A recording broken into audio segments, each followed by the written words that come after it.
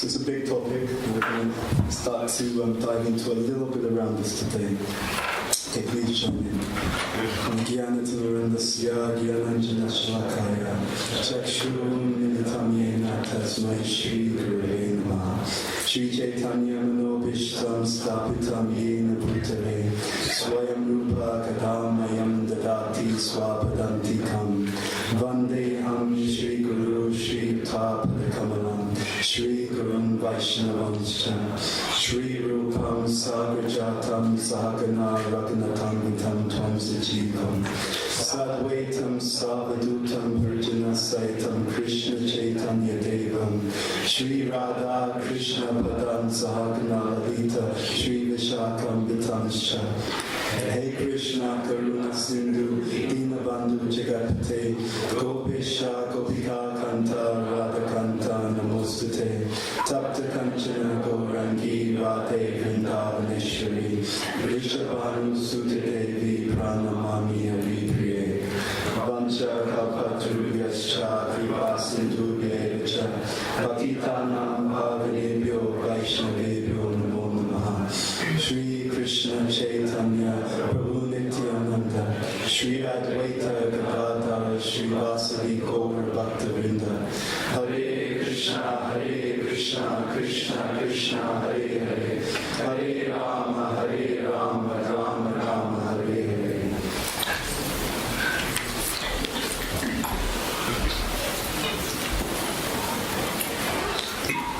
Okay, so Hare Krishna. Okay, so transforming lust into love. So I was thinking what we could discuss in relation to this topic.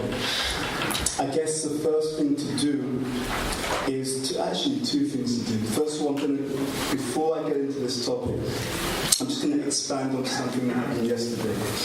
So we had the updates about the different services. There are really many wonderful services going on. I wanted to extend that appreciation. When I was listening to the updates and the wonderful projects and so on, I was very much thinking about how, in this mood of community and community spirit, that the success that we heard about is the success of every single one of you in the room, and potentially others who aren't able to make it in this retreat as well. The Panavasena, I remember when I first came to a Panavasena event, it was in, I think, 1996. Sadhana Krishna brought me to, they were doing something in a hall in East London. And it was very interesting because it was a very small number of people. Naveen was there was a few others, Bhavesh and so on. And it was just very interesting to see how from small beginnings so many things have expanded. And I really wanted to emphasize, to begin with here, that whatever collective success is the success of every single person and every single service. It's very, very important to understand. For example, when Rasa Bihari was talking about needing people to speak to people and cultivate people, all of these things are essential and significant inputs into the success.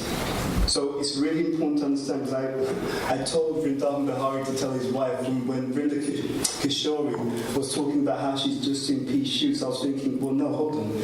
You're nurturing young people. It's a very, very serious service. It takes a tremendous amount of energy. So it's very, very important that it's understood, and I know that that's the mood of the leaders, that every single person here is appreciated and valued for what they do. And so on behalf of the entire Sena movement, we want to say a big thank you to all of you for all the sacrifices that you make, all the endeavor that you do, both that which is seen and that which is unseen. Okay, so all of you are appreciated. So thank you for that. And we'll just start by giving you all a round of applause.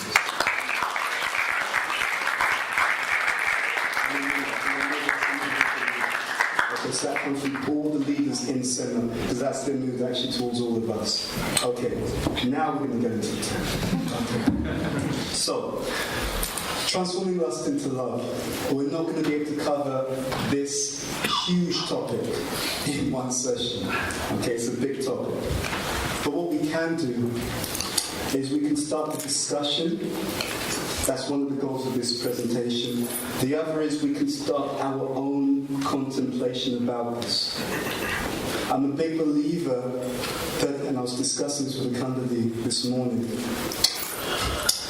Actually, let's put it this way. I remember one of the comments that was made by my spiritual master about the movement. And it's something that's true on the macrocosm, that means on a large scale, but it's also true on a small and individual scale. He said oftentimes as a movement, we're a movement in the mode of passion. And what did he mean by that? It means that in the mode of passion, we live our lives fighting fires. So the idea is you're already in trouble and now you have to put the emergency procedures on to fix the issue. When I was, so the work I do is leadership training and development. One time we had a leader who was sent to Hong Kong. And there was a big emergency in the company and things were not going well. And he went there to kind of turn the entire thing around. And he was explaining, because he was being interviewed, about what he did and what makes a good leader. He said that when he came there, he saw the fire that had to be put out. But he also started to see and appreciate, he called them the silent runners.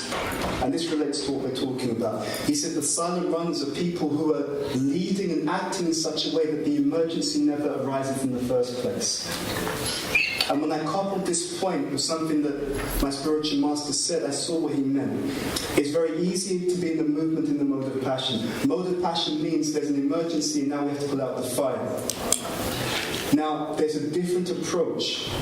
And that different approach, hopefully that the approach that we're trying to lean more into, is the mode of goodness approach. A mode of goodness approach means that the activity is engaged in after there is clear understanding or wisdom and there's a plan. So it's wisdom and understanding and contemplation and then acting on the basis of that, rather than jumping into something foolishly and then having real issues that you have to try and correct later on. So the reason why I'm bringing this up is to bring out a key initial concept, and that is intentionality. Being conscious, as Prabhupada said, before we can become Krishna conscious. And there's a way of translating that. You could translate that, try to do things in the mode of goodness in order to help you on your journey to pure goodness. Okay? And as we look at this whole paradigm of transforming lust into love, what we're going to do, and it's going to be a learning approach for me and you, because I don't have all the answers, but we're going to get you in that process of hearing, get you in that process of thinking, what does this mean, and get you in that process, how this can apply to my life. I was racking my brains before I came here about what to deliver in the seminar. And to be honest, the biggest challenge I had is because if I give a lecture, it's unlikely that people just change. Because lectures don't necessarily lead to transformation. Transformation is that you start to take that point on board very deeply in your own consciousness. And so we're trying to begin that journey. It's a delicate operation, but hopefully, as we discuss in this session, it will plant a seed that will be more transformative for each and every one of us over the longer term. Okay, so we'll get something now, but we're going to ask you to continue this process for your own benefit and also for the benefit of other people. Okay, so let's dig in to what we're going to say. I guess the first point is that when we talk about this idea of relationship isn't just something. It's not just part of the equation. In fact, it's the foundation of all the other things that go on. Everything is in some type of relationship to something else, some bundle. The idea that how I am is also very much based upon the interactions that I have with each of you. The examples that I see being set by you. The things which are said, also the things which are not said. Okay? So when you ask someone how they're doing and they give, the ISKCON cliche, oh, I'm good Prabhu, or whatever it is, but you're picking up something, okay, the body language, right? The tone of voice, right? Whether they turned away when they were saying that. I remember being in America, we were doing a youth session, and there was one devotee there, and it was so interesting because I'd given a seminar, and I could see that person in the seminar room, and I could see that there was a certain look that came over their face, and later on they spoke to me, and they just picked up something. And I thought, wow, it's amazing, because I saw something and thought, what does that particular gesture mean? Right? What's going on internally? And one of the biggest things that they're doing now in the professional sphere is they're constantly training their managers, their leaders, and everyone every member of the team in emotional intelligence. Why? Because they're understanding that the intense competition for talented, energetic, lively people, it just keeps going up day by day. To be honest, when people, back in the day, many people would have wanted to work in an investment bank. Nowadays, no one wants to work in an investment bank. They've got other aspirations because it's a lot to do with the culture. And when we talk about relationships, we're also talking about the culture. A culture that empowers, enlightens people, as Marge says, that letter from Prabhupada, and infuses everyone to grow and to give more than they're being asked to give. Right? In the professional sphere, they call this discretionary effort. How do I interact with you in such a way that actually you, by your own inspiration, by your own heartfelt desire, want to give more than you actually have to? And that has a lot to do with the relationships we build, and it has a lot to do with the culture. And the culture is the collective mood of the relationships that we have amongst us. The one other thing I'll add is that, to be honest, right now, there's an intense desire in the outside world for people who want to be part of a loving culture. I mean, people will literally beat the doors down, pay money, do anything to be part of a loving culture because you can't buy that. You can't buy that. And one of the things we will explore are the benefits that come individually, collectively, when we develop more and more of that loving dynamic amongst us. Right? You can almost predict what's going to happen in any area of ISKCON by the quality of the love and the quality of the relationships. It's that predictive. Let me start with this question. So, I was reading one book and it was talking about how you sometimes see people who were born into difficult circumstances. Maybe there was poverty, a lack of resources, good interactions, and so on. And you had people who were born in those difficult circumstances, but at a particular point, those people started to excel in their lives. Okay? And in the book, it was looking at what causes that shift. And over the last year or so, I was kind of pulling together a seminar, and it was called, I've got the key points, but I haven't delivered it yet, but it was called 7 Habits of Highly Effective Devotees. And this was based upon my observations of the devotees in center and outside, trying to kind of understand what are some of the key patterns when the devotees that I've seen or interacted with, when they excel, what were some of the key patterns that you tend to see again and again repeating itself, right? To kind of draw it down to some of the key things or key drivers that can lead to great success and acceleration. And one of the key ones which really stood out again and again was this point, and this was written about in one book, and it was saying that you often see, whether good backgrounds or bad backgrounds, you have someone going through life, and they're doing whatever they're doing.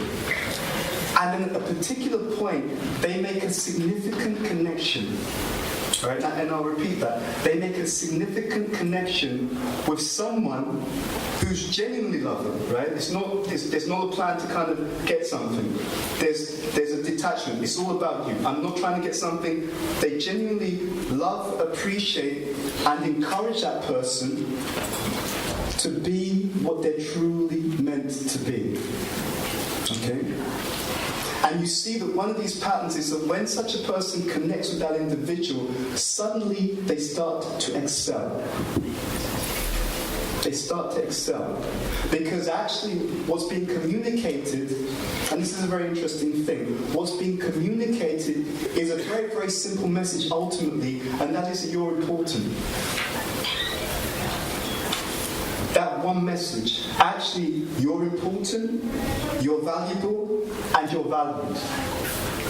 And I was often thinking that in the world, whenever we're interacting, you can see this translation going on. Someone says something or someone does something and it's translated.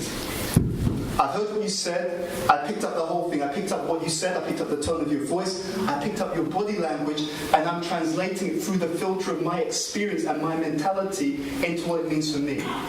Now what happens is, if the message keeps coming again and again to that person, that you're important, you're valuable, and you're valued, the self-belief becomes so deeply imbibed in that person that they start to fly. And the reason why that's important is because it's one of the underlying dynamics of real empowerment. Every single one of us has the ability to help other people to grow, or actually to bring people down. So if the culture is attuned properly, and this is really where the excitement is, if our relationships and if our interactions are attuned properly, you will see so many members of this youth movement excel.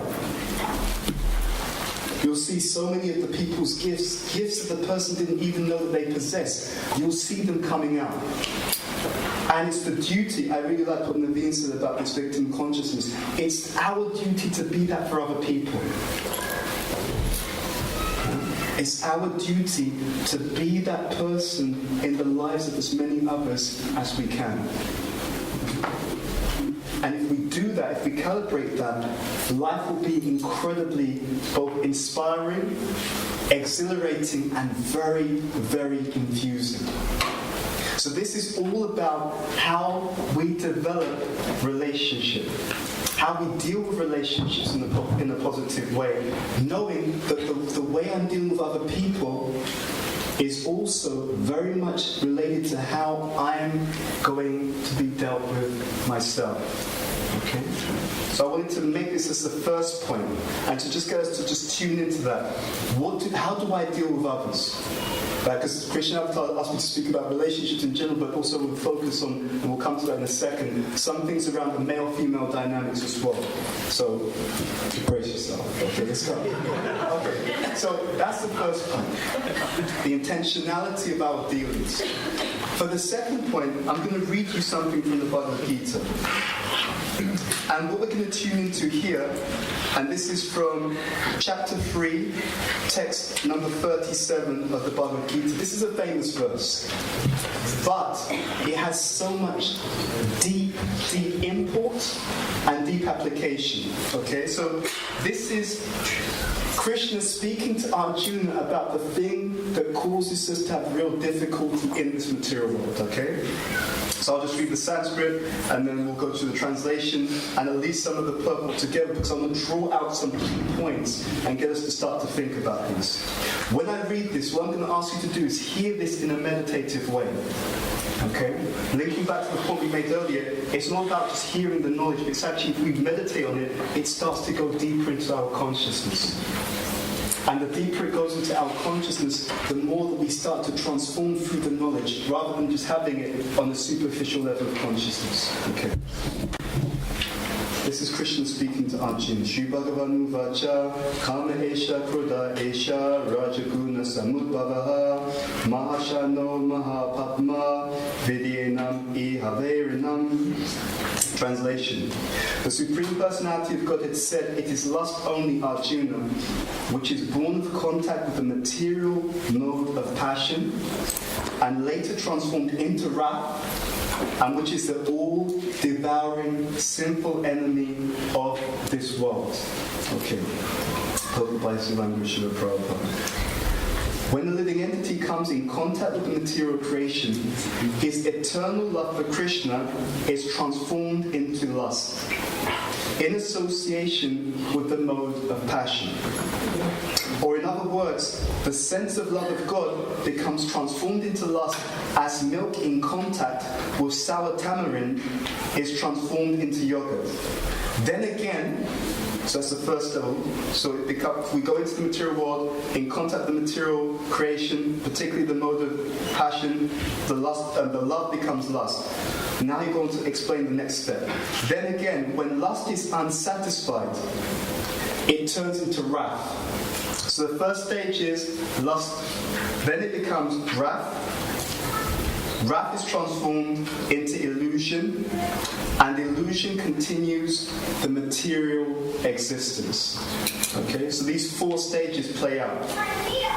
Therefore, lust is the greatest enemy of the living entity, and it is lust only which induces the pure living entity to remain entangled in the material world. Wrath is a manifestation of the mode of ignorance. These modes exhibit themselves as wrath and other corollaries. If therefore the mode of passion, instead of being degraded into the mode of ignorance, is elevated to the mode of goodness by the prescribed method of living and acting, then one can be saved from the degradation of wrath by spiritual attachment. Okay, now this is really important, so I'm going to go say this last bit again.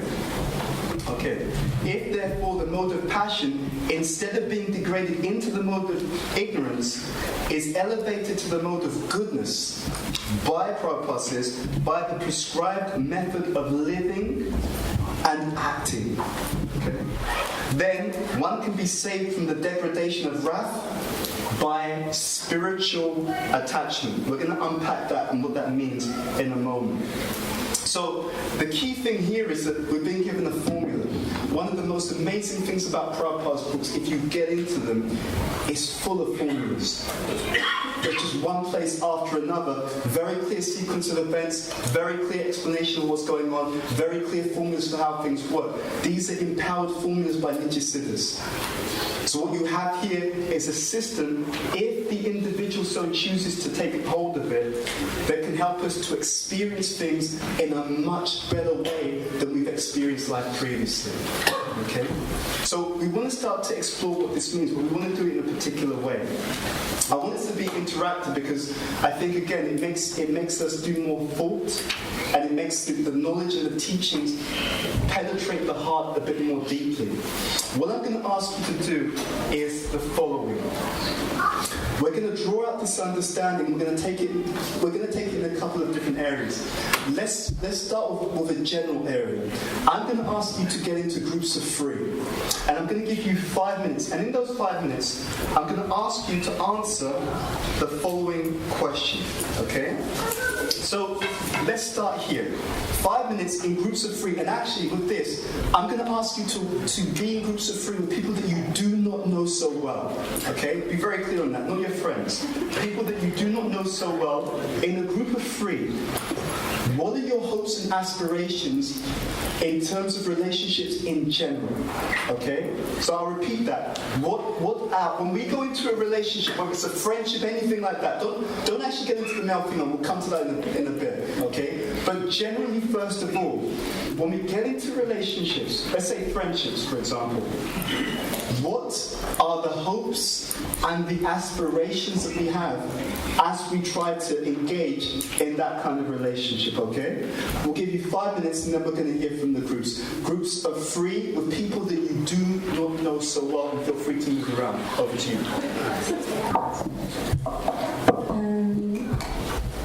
Use your faith in the friendship, relationship, build your trust.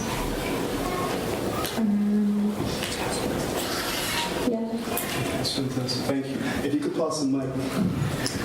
So what did you discuss? It was a similar point about being yourself, that you can just really be yourself around someone. You don't have to have pretenses or put a front up. Superficial. So there's a sense of being more genuine and more authentic. Okay, does that spill over into other relationships if you're able to be yourself more? In what sense? In other words, if in your close friendship circle you can be very authentic, does it increase the chances that you're going to be more authentic generally? Yeah, I think maybe it gives you more confidence in who you are, that it's okay to be who you genuinely are. And yeah, it's easier to be yourself around other people. Thank you for that. We'll go to one other on this side. Yes, you have your hand up, so we can just pass this over. So we'll follow your expectations. Krishna, we spoke about two people helping each other grow in truth. And what we mean by that is, like Ruben nicely explained, someone holds a mirror up to you. It shows you in a respectful way your flaws so it can help you grow. And not just say you're great, you're perfect, and you're just stagnant, and someone can give that respect. But like Couple said also, it's two-way as well. It's not just someone just constantly letting you feel being criticized by someone, but you're helping each other grow and show this is how we can improve it. Excellent. And I'll even add to that, there's also great value in reaching out to friends and to ask them for feedback. It's one thing to wait till someone's courageous enough to tell you. It's another thing to actually go looking for it. So, and it doesn't have to be a harsh thing, right? So, what do I do well? What would you like to see more of? What would you like to see less of? So, one of the managers that we were training, he was sharing with people that he sometimes struggles to get honest feedback from the people he's leading. Because he's a manager, right? So there's a certain impact there. So what he started doing in his one-to-one conversations, he would tell people, he'd tell members of his team, said, how do you think the rest of the team felt about the way that I did X? How do you think the rest of the team felt about the way that I did X? And he was explaining that what would happen is people say, I think the way you gave the presentation was fantastic, I just think the rest of the team felt you just talked way too much. But what was amazing is, and this is an interesting point, he was sharing how he saw it became a safety valve. Because those people felt that they could say what they needed to say, and therefore, because they had that safety valve, they stayed. He said he knew that the opposite was if they couldn't express their real views, you would see the expression of their views by their behavior. Right? In other words, if I can't express what I really think, then instead of saying anything, you just see a widening. And so there's a real power in this. And I was saying that one of the things, and I've mentioned this a few times, but I hadn't done it. But one of the things I will do even with my mentees is to get that, because it's really powerful. We were working on something in, I was just in Kolokatan for Sangamela. And so when we go for the Vyas Puja, what we're going to be doing is we'll meet with the different groups in the community and get the feedback from them about the leaders. The leaders are completely on board with this. And I asked, can I share it? They said, yeah, you can share it. So they're completely on board with that. And then the idea isn't to make it into anything kind of an attack, because that's not useful. Because leadership is really difficult. And everyone, including those who have taken on responsibility, need that appreciation and that encouragement. It's natural. Everyone needs it. At the same time, getting that insight can be very powerful. Because one of the things that we were discussing was that, for example, they wanted to do more around devotee care. And my point to them is fine, but do you understand what care looks like to the people that you're meant to be caring for? Because if I don't, what I will do is I will do what care looks like for me. And it's going to be fantastic, and yet we have a mentorship system, we're going to do this and that. And then I'll deliver it, and I'll put a tremendous amount of work and effort into delivering it. And then people on the receiving end are looking like, these guys don't care about us at all. And it's like, well, what do you mean? Look how hard I'm working for you. But we haven't joined up the dots. Right? We haven't understood that before I put the energy and the effort in, do I understand what care looks like to the people that I'm trying to deliver it to? And you'll see that oftentimes there are many things in our tradition which are implicit. Okay? So they may not be always stated explicitly, but they're implicit. In fact, the entire teachings, if you start to meditate on them, you go deep and you start to see some underlying themes. And this is actually one of them, the underlying theme. So there's a connection. If it's just what I feel like giving you, it may not actually be as good as if we're joined up together and I can understand what you need, I can understand what you want. Then we can see what can we do. Right? And sometimes, so let's be very honest, sometimes there may be an idea about something to give people that they don't even know that they need right now. but that conversation is really, really important. So that's what, when we go next time, we'll have about 3 different meetings, and then what we'll do is it won't be some kind of attack. It's actually to look for the common themes, right? So this is how we're being perceived, right, as leaders. This is what they feel they want more of. This is what they feel that they like less of. Now let's have a conversation. And the other thing we discussed, and we do this often professionally, is that there's a caveat. It's not that whatever people say is going to necessarily happen, because it may or may not be realistic. There may be a wider picture. There may be context that people don't know. But let's have that conversation and start that dialogue. And my key thing with them is that actually, just the fact that they feel that they've been heard, immediately I guarantee you there'll be a better response. Because then it's like, I got to air my view. I'm constantly looking at what's happening in the world trends. And you'll see, very interestingly, it's on a micro level and it's on a macro level. If you look at things politically, you'll see an increasing polarization, right? You see that over like, in the Europe, you see that in America, there's an increasing polarization. There's something about the world trend at the moment where this is going on. And that often happens when we don't go beneath the surface. When we don't go beneath the surface, as Mark said, to find the unifying factor, to try to understand things from the perspective of another person in order to make things really work. Okay? Now, I'm planting that seed, but I'm going to come back to that point in a moment. We're going to get you to do a second exercise, and you could do it in the same groups. You spoke about hopes and aspirations in terms of relationships in general. They asked me also to touch upon, and like I said, we'll start the journey, male-female relationships. Now, some of you are married, some of you are not married. It makes no difference to me, actually. My key point is, I want you to have that exploration now. And that means, let's be very clear, right? And especially those who are married, who've been married for a while, I want you to be very honest about what your hopes and aspirations were as you go into that relationship, or when you were looking to get married. And for some of those who are not, you're going to talk about what they are. But we're going to get into that, again, 5 minutes, in the same groups. What either were or are your hopes and aspirations in terms of, let's say, the male-female dynamic? 5 minutes in your same groups, over to you.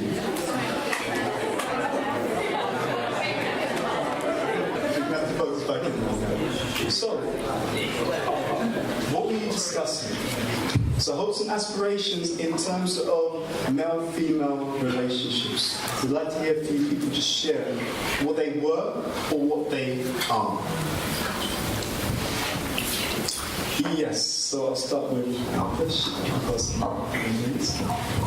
So one of the things that we discussed was actually the fundamental base of love, and then actually how do we reciprocate with your partner, or particularly in the relationship, but mainly with the partner, is with a friendship. You can't actually not naturally get that level of love that you always need to fulfill it.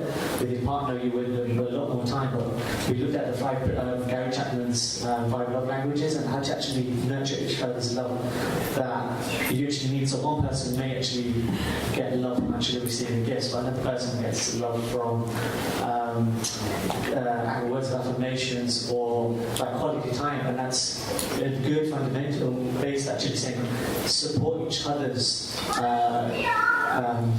move in the heart in terms of what their love is, and actually be able to support each other rather than take. It's actually to give, and then actually you also get receiving that reciprocation.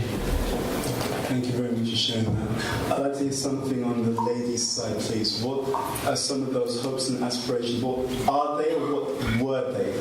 Yes. I'm not sure people putting their hands up and people who are not married. It's interesting.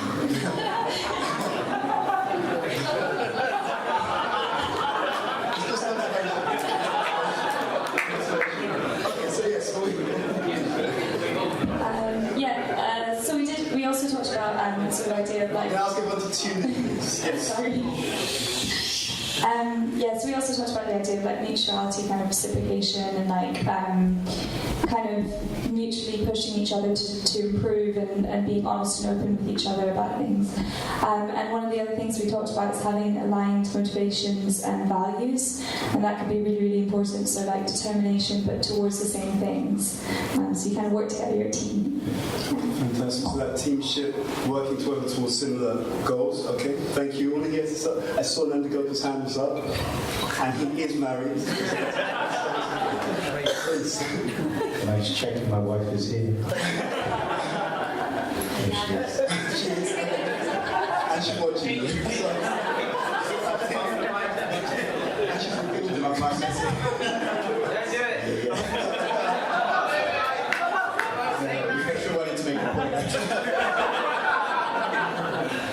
No, I was going to make the point that so Rupesh and I, we were both discussing. We got married way back, well not way back, but a while ago, in 2006. It's like we're happy. I don't think I need a clarification, but back in 2006, there wasn't the same conscious effort when thinking about marital relationships. Or it was just, well, certainly for us, it was just you just get married and then get on with it and figure it out. And so one of our reflections has been, and something we're aspiring for, is when we come to the new year, we think about how am I renewing my Christian consciousness and having that same level of excitement with the journey. So we were thinking about the same in terms of relationships, that it requires investment. Absolutely, it requires a lot of work, and time in itself is not the solution. And I was thinking about Super Prabhu's class as well, about selflessness, selfishness to selflessness, and actually that practical thing in the middle of sensitivity goes a long, long way. So Brajaras can expect more sensitivity in 2020.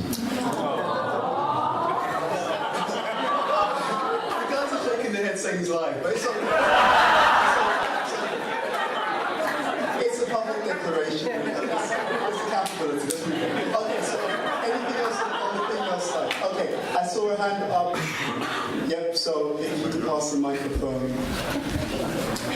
And then you should get some married women. Yes. We spoke about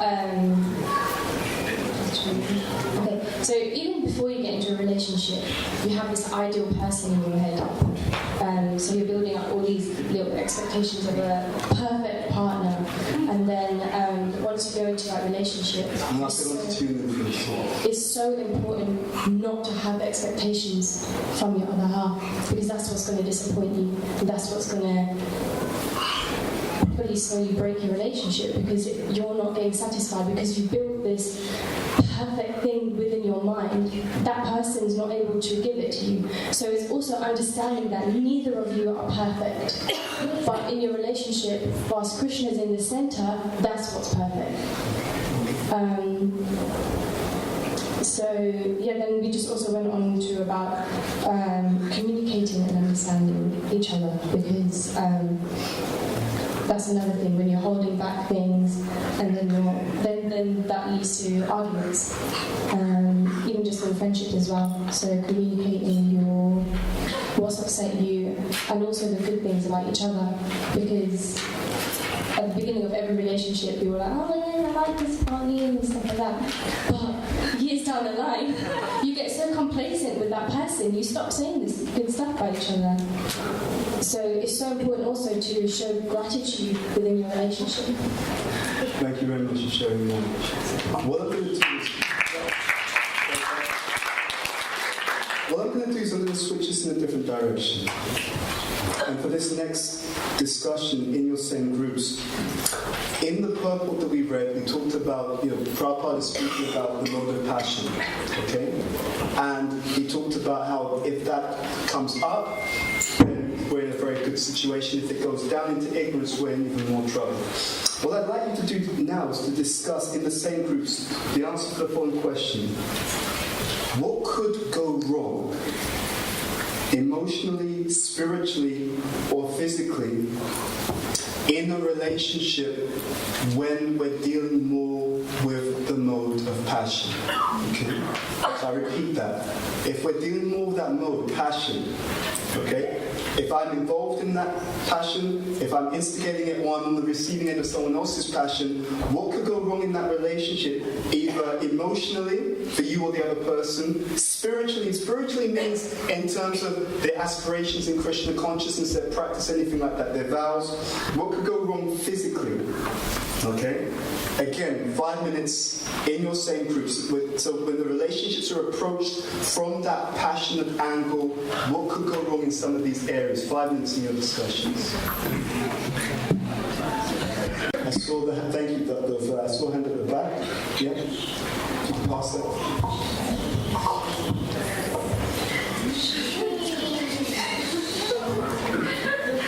I think it becomes like, if you approach it with a mode of passion, it's like almost a false conviction, and it's really like unsustainable too. Like, you might try to convince yourself, like even subconsciously, okay, I'm going into this relationship because I want to develop my Krishna consciousness more, but there's like a huge element of lust that you're pretending that isn't there, and that's really what's driving it. So if you don't like think about it, it just fizzles out at one point, or you realise that actually it just chucks you off the path, that you completely lose your balance, and it just gets bigger and bigger. It's not something that will go away. It just gets bigger, and it becomes like spiritually it's like false to an extent, or you're not focusing how you want to.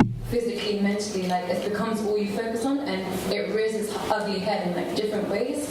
You won't realize small things will become huge things, even if it's not directly related to that, because you've just got this ugly thing going on inside you. Thank you very much for that. Let's hear from something on the men's side. What happens? I see Jagna Sharon's hand up. I'm also conscious of our time, so we'll close relatively soon. But yes. Linda was sharing how, on an emotional level, we tend to have more conflict when we approach things in a mode of passion. But why? The reason is because we assume something without actually clarifying what it actually is. So therefore, it creates more conflict. We're more misguided. We tend to jump the gun. We haven't gone through the proper steps of trying to understand the situation, and therefore we jump to conclusions and suddenly things like that. So it naturally gives rise to more conflict. Absolutely. So more conflicts. We'll take one more. Rasa Bihari. Pass the microphone to. When I become I'm pretty much passionate all the time. I mean, eventually, as you say, it falls down into ignorance. So I lose patience, I lose tolerance, I lose humility. I can't communicate properly. My rational side of me succumbs, and generally spirals lower. So definitely things go downhill. Okay. Just because of lack of time, we're not going to hear a few more, but I'm just going to make a few kind of comments that bring it together. So if we know that there are serious consequences when we approach, especially male-female interaction, let's make it broad, but relationships in general in the mode of passion, it can be damaging spiritually. We sometimes see that people are disenfused or they leave because they felt, the way I was dealt with, completely unacceptable, etc. It can be damaging emotionally. You sometimes see people, they still carry some resentment for something that happened 10, 20 years ago. They're still hurt, they're still upset, they're still brooding, they're still negative. It can be also damaging physically. Right? So, for example, and it does happen in our people sometimes, but due to illicit activities, it can lead to other challenges, even physically.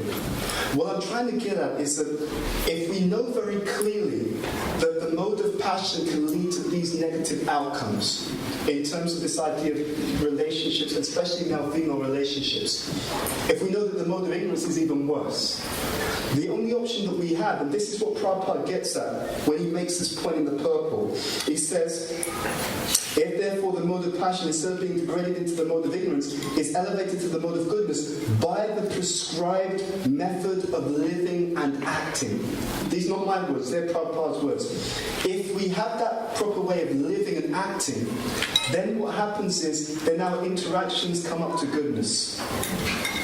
And in that level of goodness, then instead of having many of the challenges that you've outlined and that you discussed, which can come when we deal with the other gender, or when we deal with relationships in general in a lower mode, in other words, we can actually be elevated. Thinking again about what we said at the beginning, and I've seen it, and if you want, you can do an observation and study yourself. If you do a careful analysis, and bear in mind, most people don't even know what's making them successful. Bear that in mind. If you do a careful analysis of people, and you see when they suddenly start to really excel, and you look what's behind it, I guarantee you, on many occasions, you will see it's someone who believes in that person, who they look up to and admire, who's encouraging and inspiring that person. One of the signs I see in my own life when you have trust in someone is that you've conveyed that your appreciation and your love for them is so strong that they're able to be vulnerable in your presence. Right?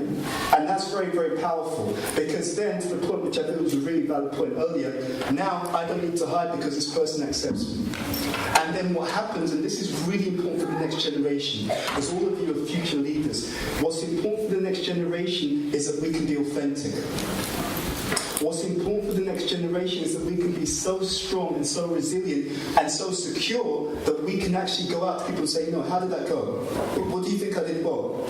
We sometimes have leaders all over in any institution, any organization who are insecure, and because of insecurity they can't take feedback.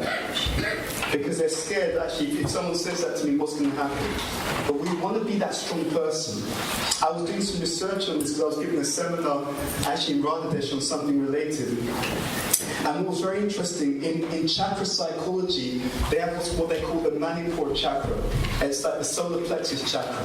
And this chakra, it has to do with lots of things. It has a lot to do with willpower, self-esteem, confidence, etc. And they found that when people have this strong Manipur chakra, they're very strong-willed, their motivation is very strong, they have a strong sense of self-identity, right? And interestingly enough, they also find it easy to forgive others. The whole thing is all related to the same concept, and it's explained in a very interesting Ayurvedic term, which I just wrote down earlier. And this term is called Sadhaka Agni. Sadhaka Agni is an Ayurvedic term. So just like you have the fire of digestion to digest food, in Ayurveda it says that you have the fire of digestion that actually takes place in the mind, which allows the individual to digest experiences. So you go through different things, whether it's in relationship, anything like that. Your ability to go through that, digest it, and come out the other side stronger, wiser, more mature, that has a lot to do with the Sadhaka Agni, and Sadhaka Agni is fueled by good relationships and good spiritual practices. So what we experience in our consciousness is not what's happened to us. That's a misnomer. It's not what happened to us. It's actually whether we were able to, or the ability for us to digest those experiences in our lives. And the biggest thing that allows us to digest everything nicely is the power of loving relationships and dealings. So actually, if we want to be strong, and we want to be strongly motivated to the point that even when challenges come, it's like, a challenge is coming, bring it on, right? Rather than, oh, there's a challenge, right? If you want to have that type of strength, we really want to develop this. Now, when they normally talk about things like this in self-help, they'll just talk about techniques. But we know, and I've been really thinking about how to put this as a model, we know there's a level below, there's a deeper level than the techniques. You have the techniques on the surface, the level below that is your karma, and the level below that is your spirituality. Right? So if you do the techniques but you behave badly previously, your karma will trap you. If you do the right behaviors and you have, let's say, even the karma's difficult, but you're spiritually practicing properly. You're practicing your sadhana properly, you're reading properly, you're getting good association. It's not just the association, it's the quality of it. When you do all these things, it allows you to access things you would not otherwise have access to. It really is that powerful. That's why for Krishna consciousness, it's a paradigm beyond anything self-help. Because it takes into account all levels of reality. What I'm doing now, my previous karmic baggage, and also Krishna's intervention based upon my connecting with Krishna through Guru, Sadhu, Shastra, and Sadhana. So what we want to leave you with is a couple of things. First of all, is to really take the dynamic of relationships, not just from the quantity side, that's secondary, to be honest. There's a very interesting purport, if you want to look at this, 329.17, where Prabhupada talks about friendship. It's the purport in Bhagavatam. So you can look at that in your own time. There's a few mindsets that we can use that can help us. First of all, our issues in our institution will be overcome so much more easily if we were able to look at things from the family model.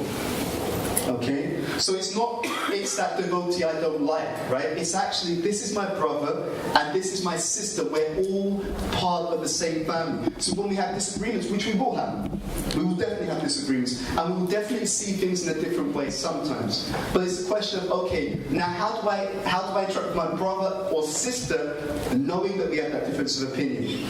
We're not so quick to reject the person, but it's to understand, okay, this member of my family has a different view. Let me first try to understand where they're coming from and see how I can connect. The second factor is that when we're talking about this interaction between men and women, we want to bring it to goodness. There's a few things I'll just leave with you to think about. If I'm looking at it from the point of goodness, the first thing that's clear to me is it's not frivolous in the interaction. Okay? If I want to avoid everything that you outlined that can happen when I approach relationships from passion, if I want to avoid the emotional damage that can happen, the physical issues, the spiritual issues that can happen, the only other option is goodness.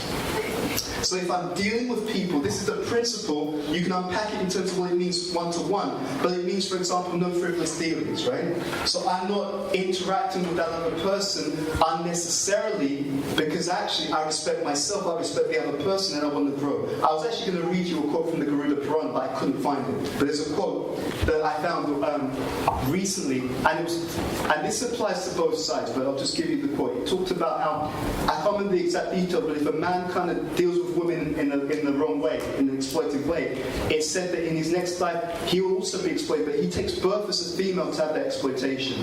As she said in the quote, it says that he'll take birth 7 lifetimes in that body. You see? So where we are, there's no such thing as interactions which don't have impact. What I do to another person is actually what I'm preparing to experience for myself. And that's not a bad thing. That's not a bad thing. It gives me control. It means that if I interact properly, to be honest, if you interact properly while you practice Krishna consciousness, your future success is absolutely guaranteed. The Srimad Bhagavatam is like an algorithm. If you understand it properly and you follow properly, you can literally predict what's going to happen to you in the future. Predict primarily in consciousness. Things may happen externally that you don't know about due to previous behavior, but because your consciousness is optimally strong, whatever you have to deal with, you deal with from a position of strength. And it will only be ultimately beneficial and ultimately successful. That's what we have in our tradition, and it's a huge gift. In fact, if you look at what Prabhupada's given, it's full of gifts. Practically, we haven't even scratched the surface, believe me. It's full of gifts. Models, understanding, insight, everything that's there. The last thing I wanted to do, and I know I'm going over time, so forgive me, is go back to this purple, because there's a last point, and this is an exercise. I know my mentees, we did this in our last Sangha, but I want to get everyone to do this. Now, what Prabhupada says, he says, let's see. If therefore the mode of passion, instead of being degraded into the mode of ignorance, is elevated to the mode of goodness by the prescribed method of living and acting, now this is the last point, very important, then one can be saved from the degradation of wrath by spiritual attachment. Okay? I was thinking back to my early days in Christian consciousness. To be honest with you, I had a great time. And even when I reflect on it even now, even then I'm just blissed out. Sandy Pan and I used to go on missions together, just causing trouble, Christian avatar, all kinds of nonsense. But it was fantastic. That's how but it was wonderful, and I was trying to work out why, and there was a key that came up. And this is something to really think about for yourself. Spiritual life is different for different people because we're all different. Right? So we don't want to be impersonalists. We practice spiritual life, but there's also scope, and this is where you have control, to work out the different. It's like a meal, actually. When you cook a good meal, you have different ingredients in the meal, and the way that the meal tastes is not just the ingredients; it's having the right ingredients in the right balance. Right? If any ingredient is overplayed or underplayed, then it starts to become something that you just can't digest. So what I saw in my own spiritual life, and what I see also in those who are really doing well, and it's not just doing well externally, that's actually secondary. The external expansion, if it's sustainable, is an outgrowth of the consciousness, if it's sustainable. So those who are doing well in a sustainable long-term way, what I saw was they had the right balance of spiritual, physical activities. Like I know for myself, I'm a bit restless. If I can't do a kirtan and dance around a bit, there's going to be trouble. Okay? So the right amount of spiritualized physical activity, that's one element. I saw also that they had the right amount of spiritual, intellectual engagement. Right? Some of you will know that. If you don't look in the US, when I spoke to the youth, one of the biggest things that came up, they were like, "Dude, we never go to the temple classes." And I was like, "Why?" I said, "Because how many times can you sit down in the class and just hear, 'I'm not the body'? Right? You're not the body, Prabhu." It's like, just not working. So there's a sense in which they needed to hear fresh realization. I need to come and feel like I left the class, I learned something, right? There was something enlightening, something that made me think, yeah, Christian consciousness rocks, let's go for it. Right? So it's not like the same message again and again. And also what they said is that they didn't go to classes, they felt they were being beaten over the head with the philosophy. So again, drawing that out, that enthusiasm that Mark spoke about. So I saw that I had the right level of spiritual, physical engagement, moving around, doing stuff with the body. The right level of spiritual, intellectual engagement. Not just reading, but hearing classes which are dynamic, and I leave the class thinking, yes, I learned something, I can apply this, I can use it. I also saw that I had the right level of spiritual sangha, right? So spiritual social engagement. Hanging out with the devotees who they like me, we're learning stuff together, I can trust them, they can trust me. And that all then naturally fed into my enthusiasm for the practices. So I'd like you to do a little introspection now, right? So in order to channel this energy that we call lust, which is very powerful and actually, I would say, incredibly useful, if it's engaged in a healthy way. What keeps us from engaging it in an unhealthy way is to making sure that I'm giving my energies to something of a higher expression. Does that make sense? Right? There's so many techniques, we want to go to the heart of it. If I'm fully engaged in the right way, and I'm feeling nourishment in that way, I will be less and less likely to engage my energies in an untimely way. Because there's a time for male-female engagement when we're looking to marry and so on. But it will help protect me from allowing those same energies to express themselves and to be captured by unhealthy pursuits, which, as you said, can cause me damage both physically, emotionally, and also spiritually. So just take a moment to do this. Think about two things. First of all, think about where's the balance now, right? You know yourself. For some of you, you know, like, when you dance, you feel afterwards, you know what, I'm grounded.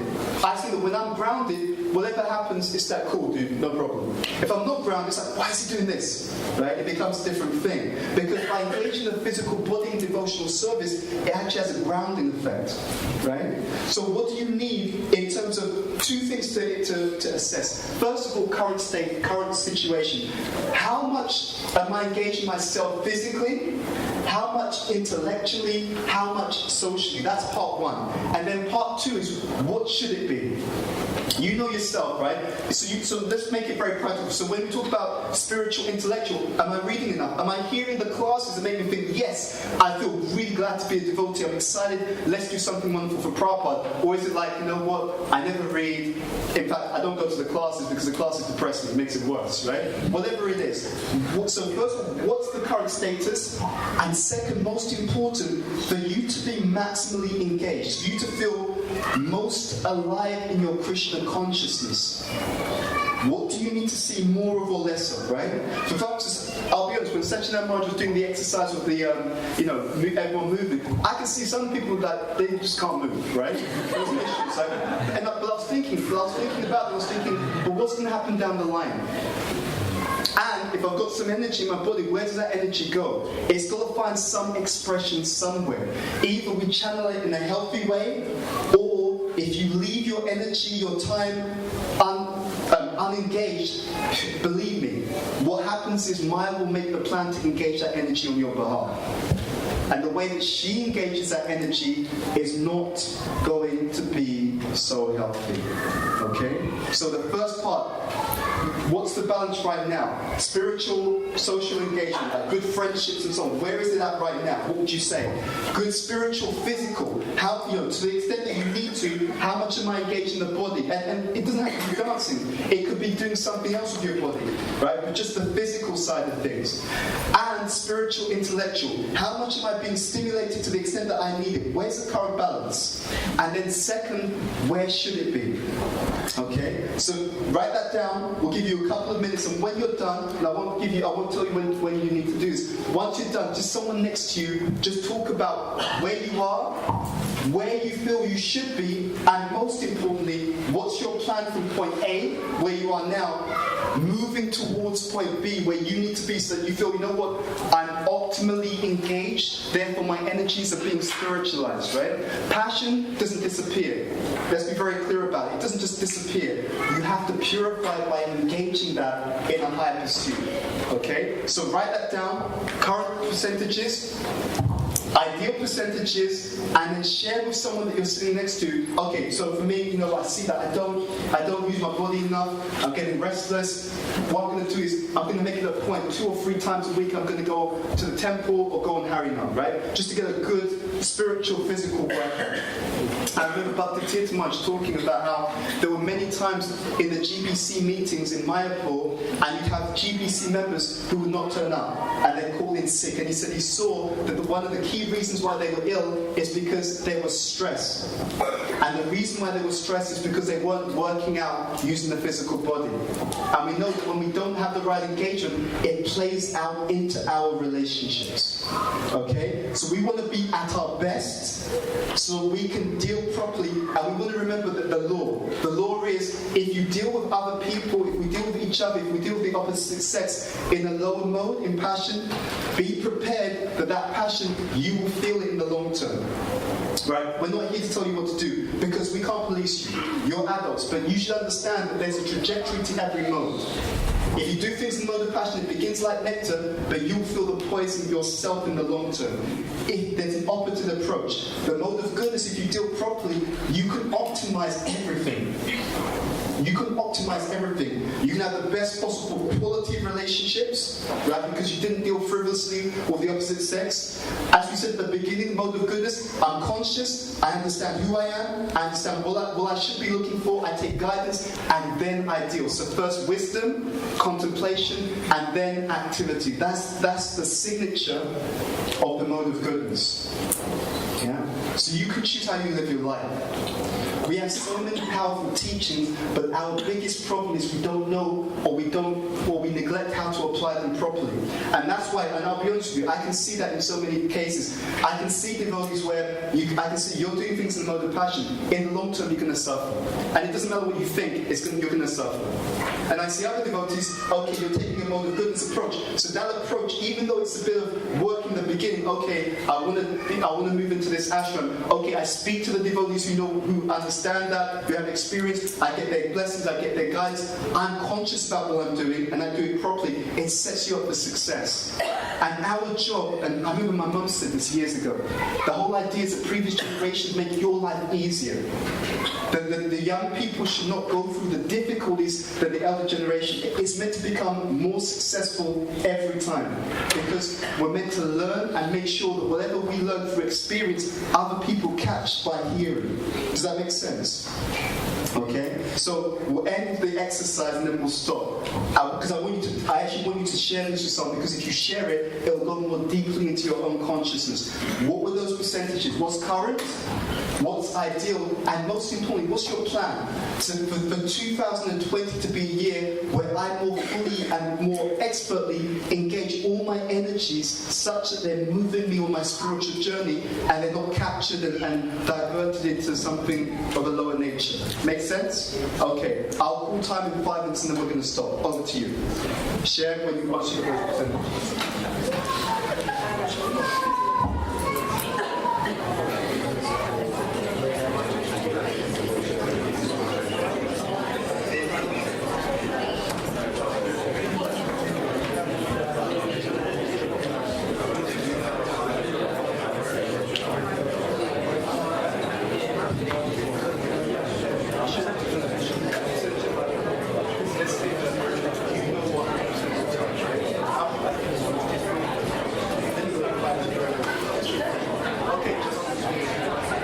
Just a quick point of clarification. When you do percentages, it doesn't have to add up to 100, but just think, if you knew that you had an ideal percentage in terms of, let's say, time or engagement physically, right? Whatever that ideal is, what should that be? If the ideal is that, you know what, like, it's maybe like once a week, that means something like about 5%, but that's the ideal for me, right?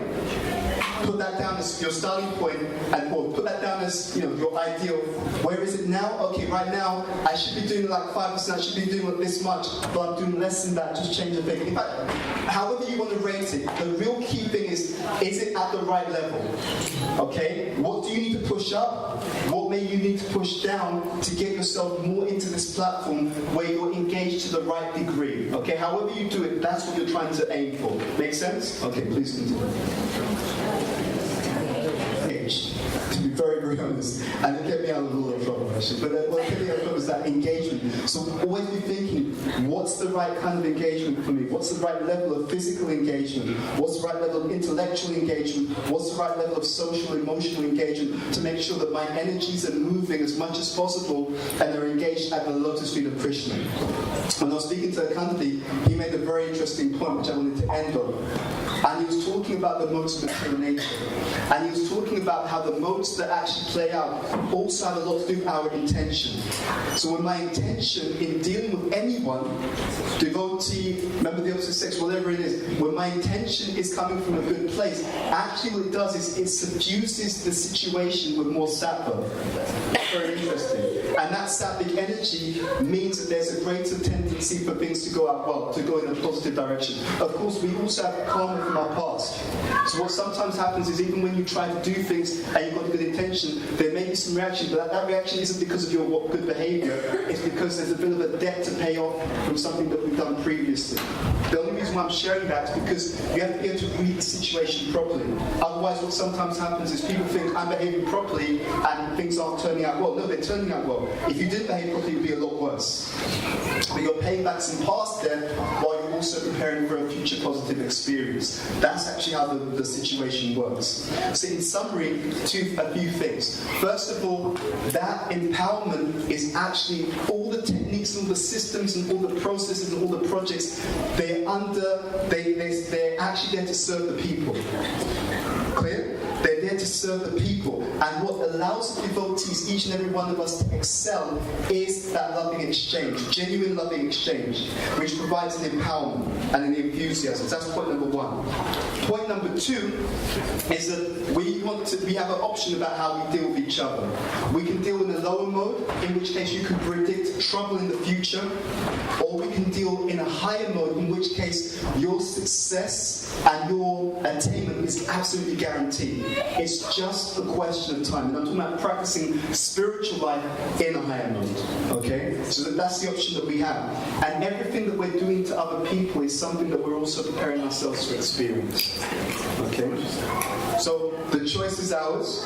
What we do in this life, how we practice spiritual life, but the keys are there, and if you keep to that positive approach, you will see miracles continue to happen in your spiritual life. The first miracle will be internal, and over time it starts to manifest more and more externally as well. Okay, wishing you all success in your journey. Thank you for your time. All right.